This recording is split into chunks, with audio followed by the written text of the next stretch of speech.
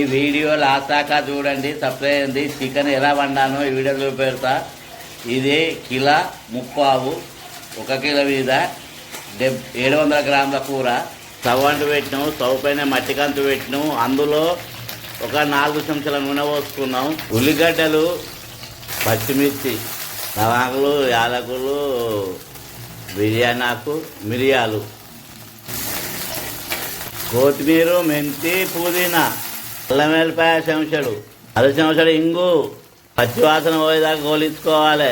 1/2 చెంచాడు పసుపు, మొత్తం కలుపుకోవాలి. చికెన్ ఇందులో వేసుకోవాలి. చిన్న చెంచాతోటి 8 చెంచాల కారపొడి, చిన్న చెంచా బోడెలిసి కారపొడి వేసిన తర్వాత మొత్తం కలపాలి. అయినంత ఉప్పు వేసుకోవాలి. మొత్తం కలుపుకోవాలి. ఇందులో ఇప్పుడు 2 చెంచాల నీళ్ళు పోసుకోవాలి. ఇలా 2 చెంచాల నీళ్ళు పోసుకొని ఇలా మొత్తం కలిపి 30 నిమిషాలు ఉడికించుకోవాలి. మసాలా వేసుకోవాలి. 1 చెంచాడు కలుపుకోవాలి. సవాబ్ చేయాలి, దించుకోవాలి. చికెన్ రెడీ అయింది, గుమగుమలాడుతుంది. వేడివేడి అన్నంతో కానీ చపాతీతో కానీ తింటే చాలా రుచిగా ఉంటుంది. అబ్బా, మళ్ళీ మళ్ళీ కావాలనిపిస్తుంది.